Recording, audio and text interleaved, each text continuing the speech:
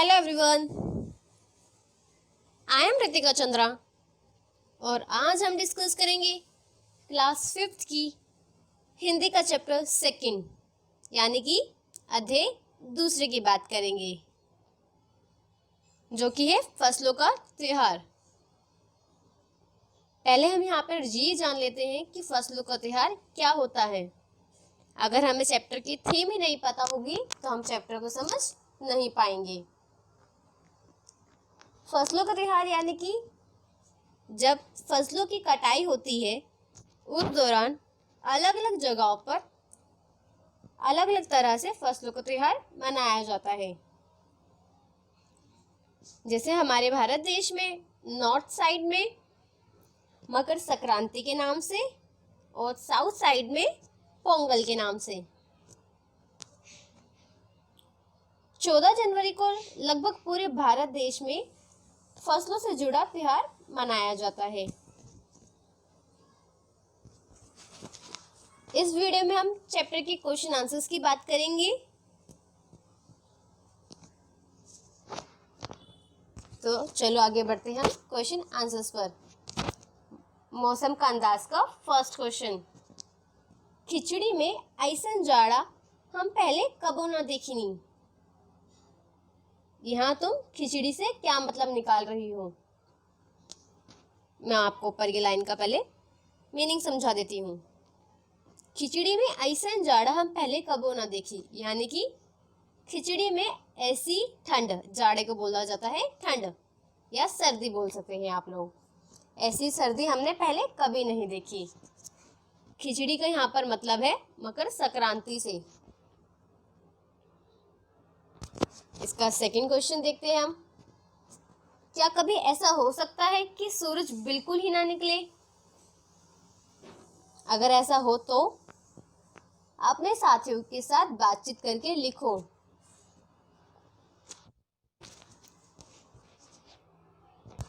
Actually ऐसा कभी होगा नहीं। अगर होता भी है तो सूरज ना निकले तो चारों ओर अंधेरा रहेगा, ठंड भी बढ़ने लग जाएगी और बहुत सी बीमारियां हो सकती हैं क्योंकि हमें सूरज से विटामिन मिलते हैं। अगर सूरज ही नहीं निकलेगा तो हम हेल्दी नहीं रह पाएंगे। इसका थर्ड क्वेश्चन देखते हैं हम। बाहर देखने से समय का अंदाजा क्यों नहीं हो पा रहा था? जिनके पास घड़ी नहीं होती वे समय का अनुमान किस तरह से लगाते हैं? बाहर सूरज नहीं निकला था इसलिए समय का अंदाजा नहीं हो पा रहा था। जिनके पास घड़ी नहीं होती वे समय का अनुमान सूरज को देखकर लगाते हैं। आज के टाइम पीरियड में ऑलमोस्ट सभी के पास घड़ियां होती है, बट जो हमारे पूर्वज थे यानी कि हमारे दादा के परदादा जो थे उस टाइम पे घड़ी का इन्वेंट नहीं हुआ था, तो वह लोग भी सूरज को देखकर समय का अनुमान लगा लिया करते थे। चलो आगे बढ़ते हैं हम नेक्स्ट क्वेश्चन पर। तुम्हारी जुबान का फर्स्ट क्वेश्चन यानी कि क, आज ई लोग के उठे कि नहीं का, एक स्टेटमेंट है जिसको हम तुम्हारी जुबान यानी कि अपनी लैंग्वेज में इसको ट्रांसलेट करना है। आज ये लोग क्या उठेंगे नहीं?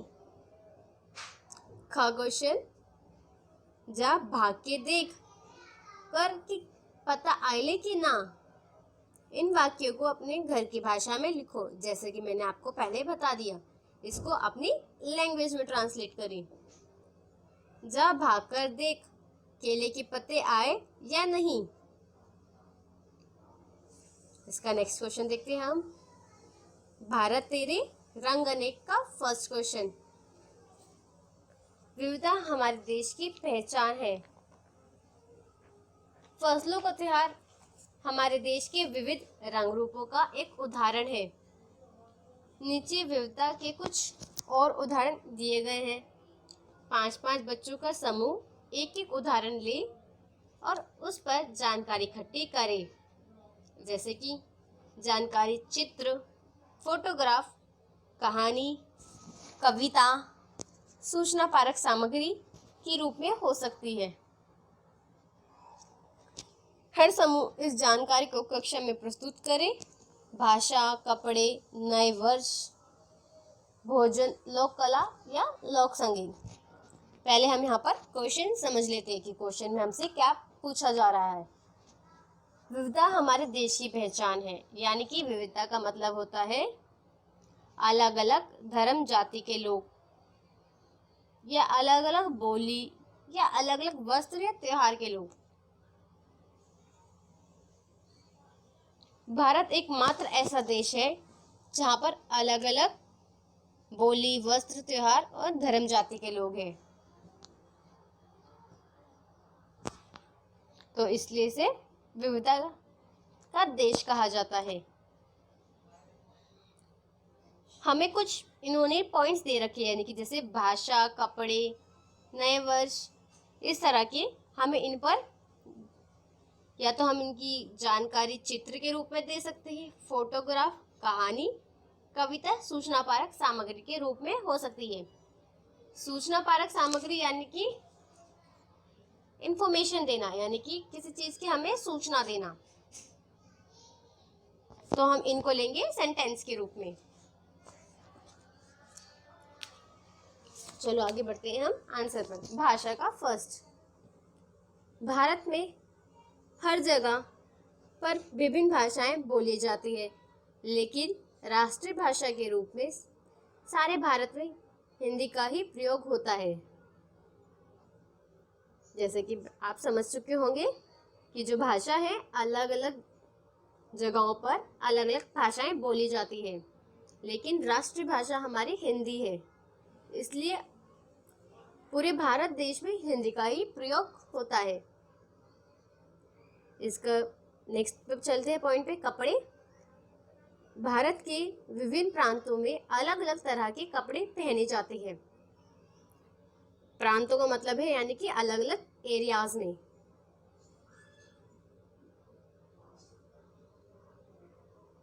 इसका नए वर्ष पे चलते हैं हम, थर्ड पॉइंट। भारत के अलग अलग राज्य में नया वर्ष विभिन्न तरह से मनाया जाता है।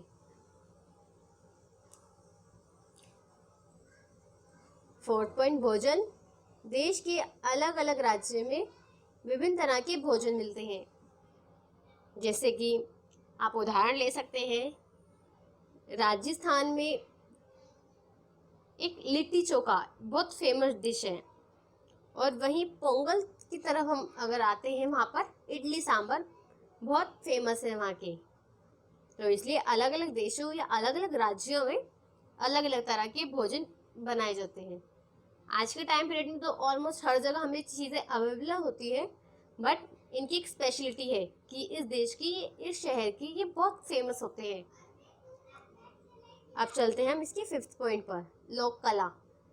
भारत को अलग अलग राज्य में विभिन्न कलाएं विद्यमान हैं जो भारत की संस्कृति को बनाए हुए हैं।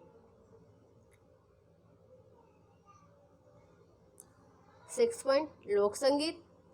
भारत में सभी राज्य के अलग अलग लोक संगीत है।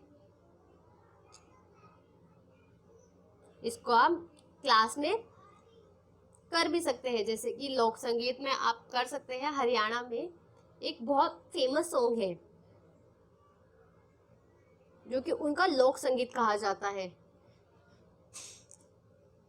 इसे एक हरियाणवी डांस बोल सकते हैं, नृत्य बोल सकते हैं, या हरियाणवी कला बोल सकते हैं उनकी। और वहीं पोंगल में यानी कि तमिलनाडु साइड में भरतनाट्यम जो होता है बहुत फेमस है, और उनका संगीत भी बहुत अच्छा होता है। इसको आप क्लास में भी प्रेजेंट कर सकते हैं। इसके नेक्स्ट क्वेश्चन पे चलते हैं।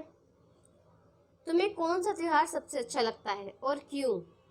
इस दिन तुम्हारी दिनचर्या क्या होती है? हमें होली को त्योहार सबसे अच्छा लगता है, क्योंकि इस दिन चारों ओर रंग ही रंग देखने को मिलते हैं। इस दिन हम सुबह से ही जोश तथा उत्साह से भरे रहते हैं। गुंजिया इस त्योहार की मुख्य मिठाई है। जो लोग बड़े आनंद से खाते हैं। आप इसमें अपना कोई भी प्रिय त्योहार लिख सकते हैं। ये एग्जाम में पूछा भी जाता है, मगर ये थोड़ा ट्विस्ट करके क्वेश्चन पूछा जाता है। जैसे कि आपसे पूछ लिया जाएगा, आप अपने प्रिय त्योहार के बारे में लिखें। चलो आगे बढ़ते हैं अगले क्वेश्चन पर। अन्न के बारे में का फर्स्ट क्वेश्चन, फसल के त्योहार का तिल का बहुत महत्व होता है। तिल का किन किन रूपों में इस्तेमाल किया जाता है, पता करो। तिल के विभिन्न प्रकार के पकवान तथा मिठाइयाँ बनाई जाती है। इससे तेल भी बनता है। और कुछ लोगों की मान्यता है कि तिल को मकर संक्रांति वाले दिन दान करने से या उसको पानी में डालकर स्नान करना बहुत अच्छा माना जाता है। ये चीज़ें आप चैप्टर में भी पढ़ सकते हैं या मेरी पिछली वीडियोस में देख सकते हैं। उसका डिस्क्रिप्शन में मैं आपको लिंक मेंशन कर दूंगी। का सेकंड क्वेश्चन, तुम जानती हो कि तिल से तेल बनता है और किन चीज़ों से तेल बनता है और कैसे? हो सके तो तेल की दुकान में जाकर पूछो। तिल के अतिरिक्त नारियल, सरसों, आंवला, मूंगफली, बादाम और फूलों से तेल बनता है। यहाँ तेल मशीनों द्वारा निकाला जाता है। आगे नेक्स्ट क्वेश्चन में पूछते हैं, किसान और चीज़ों का सफ़र। किसान और खेती हम में से बहुत से लोगों की जानी पहचानी दुनिया का हिस्सा नहीं है। विशेष रूप से शहर के ज़्यादातर लोग को ये एहसास नहीं है कि हमारी ज़िंदगी किस हद तक इससे जुड़ी हुई है। मैं आपको पहले इन लाइंस का मतलब बता देती हूँ। यानी कि इसका मतलब है, जो किसान लोग होते हैं उनकी लाइफ में उनका क्या स्ट्रगल रहा है ये हम नहीं जान सकते। वो हमारे लिए कितनी मेहनत करते हैं फलों सब्जियों को बोने में, ये हम कभी नहीं समझ सकते, क्योंकि हम वहाँ जाते ही नहीं, या कुछ भी हो सकता है। हम उनकी स्ट्रगल जो लाइफ होती है हम उनके बारे में नहीं जान पाते। उनकी ज़िंदगी हमारी लाइफ में किस हद तक जुड़ी हुई होती है, तो वही चीज़ हम जानेंगे। चलो आगे बढ़ते हैं। देश के कई हिस्सों में आज किसानों को जिंदा रहने के लिए बहुत मेहनत और संघर्ष करना पड़ रहा है। अगर यहाँ ये जानने की कोशिश करें कि हम दिन भर जो चीज़ें खाते हैं वह कहाँ से आती है, तो किसानों की हमारी ज़िंदगी में भूमिका को हम समझ पाएंगे। जैसे कि मैंने आपको अभी बताया, आलू की पकौड़ी, बर्फ़ी और आइसक्रीम, इन 3 चीज़ों के बारे में नीचे दिए गए बिंदुओं को ध्यान में रखते हुए जानकारी इकट्ठी करो और मेरी कहानी के रूप में उसे लिखो। तो आगे बढ़ते हैं हम इनके क्वेश्चंस पर। पॉइंट 1, किन चीज़ों से बनती है? पहले हम क्वेश्चन को अच्छी तरह समझ लेते हैं। इन चीज़ों का जन्म कहाँ होता है? थर्ड पॉइंट, हम तक पहुँचने का उनका सफ़र क्या है? फोर्थ, किन किन हाथों से होकर हम तक पहुँचती है? फिफ्थ, हम इस पूरे सफ़र में किन लोगों की कितनी मेहनत लगती है? सिक्स्थ, इन लोगों में से किसको कितना मुनाफा मिलता है? अगले वर्ष कक्षा 6 में सामाजिक व राजनीतिक विषय के बारे में पढ़ोगी, तो उपयोग के सफ़र में शामिल लोगों की दिनचर्या पता करने का मौका भी मिलेगा। ये चीज़ हम जानेंगे 6th में, मगर उससे पहले हम इनको सॉल्व करते हैं। आप क्वेश्चंस को अच्छे से सब देख लीजिए, फिर हम इनके आंसर्स पर चलेंगे। मैं इसको थोड़ा न्यू कर देती हूँ, जिससे कि आपको इसको समझने में आसानी रहेगी।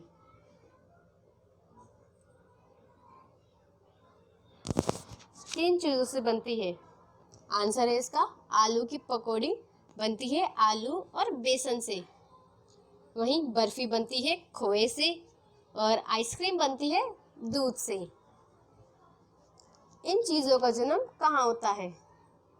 इन चीजों का जन्म किसानों के घर में होता है, क्योंकि किसान ही इन चीजों को बोता है, इसलिए इन चीजों का जन्म किसानों के घर में होता है। हम तक पहुंचने का उनका सफर क्या है? हम तक ये चीजें किसानों के बाद व्यापारियों के माध्यम से पहुंचाई जाती है। किन किन हाथों से होकर हम तक पहुंचती है? तो आंसर है ये चीजें हम तक किसानों, व्यापारियों तथा दुकानदारों के हाथों से होकर पहुंचती है।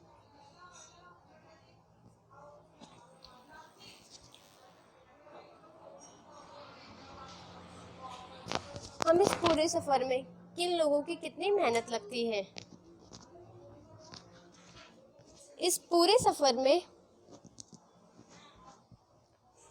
कार्य में किसान तथा व्यापारियों की बहुत मेहनत लगती है।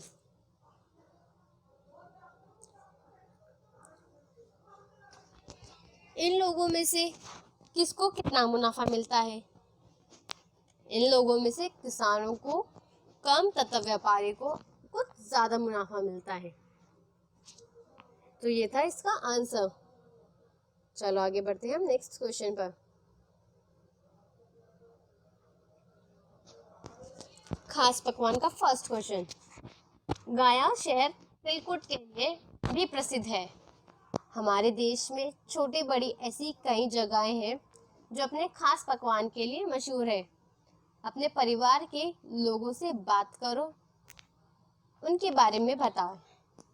पहले हम यहाँ पे जान लेते हैं गया शहर कहाँ पर है। गया शहर भारत के बिहार का एक क्षेत्र है, यानी कि बिहार का एक एरिया है जो कि तिलकुट के लिए बहुत फेमस माना जाता है। तो ऐसे ही हमें अपने देश के बारे में बताना है कि कौन सी जगह पर क्या चीजें बहुत फेमस है। हमारे देश में मथुरा पेड़े के लिए, आगरा पेठे के लिए और हरियाणा घेवर के लिए प्रसिद्ध है। इसका सेकंड क्वेश्चन पर चलते हैं हम। पिछले 2 वर्षों में तुमने काम वाले शब्दों के बारे में जाना। इन शब्दों को क्रिया भी कहते हैं। यह क्योंकि क्रिया का संबंध कोई काम करने से है। नीचे खिचड़ी बनाने की विधि दी गई है। इसमें बीच बीच में कुछ क्रियाएं छूट गई है। उचित क्रिया का प्रयोग करते हुए उसे पूरा करो। छोकना, पीसना, धोना, परोसना, भूनना, बंगाली खिचड़ी 5 व्यक्तियों के लिए। जो ये छोकना पीसना वगैरह है, छोकना पीसना पकवान, धोना, परोसना, भूनना, ये है सब फिलिंग द ब्लैंक्स, यानी कि खाली स्थान में हम इनको फिल करना है। और हमें खिचड़ी बनानी है बंगाली, वो भी 5 व्यक्तियों के लिए। खिचड़ी का मतलब है खिचड़ी। बंगाल में खिचड़ी को खिचड़ी कहा जाता है। तो यहाँ पर इसकी सामग्री दी गई है।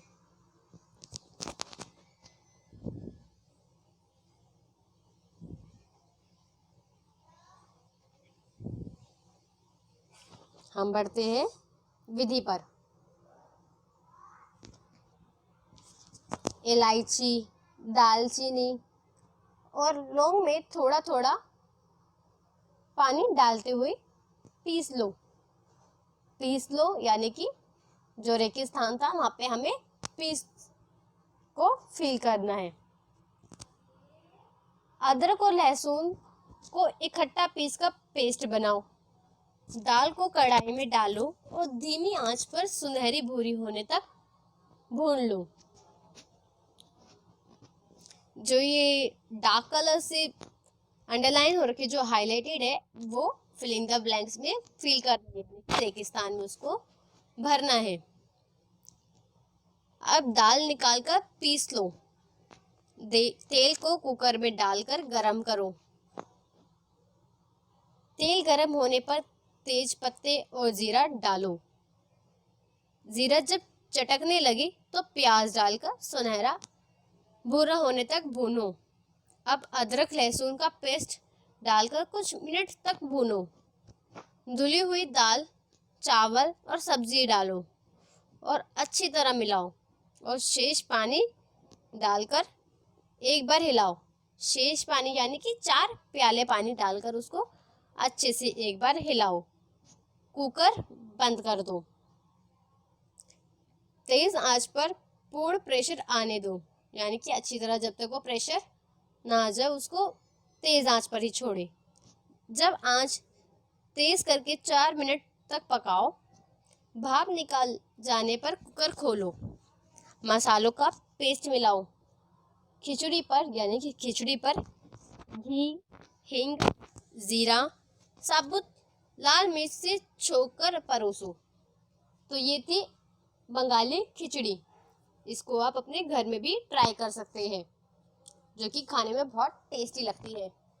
आई होप आपको मेरी वीडियो समझ आई हो। अगर आपको किसी भी चीज़ में कोई भी प्रॉब्लम होती है या कोई भी डाउट होता है, प्लीज़ उसको कमेंट बॉक्स में लिख दीजिएगा। मैं कोशिश करूँगी कि मैं आपके डाउट्स को क्लियर कर सकूँ। और इसे लाइक, शेयर और सब्सक्राइब करना ना भूलें। Thank you.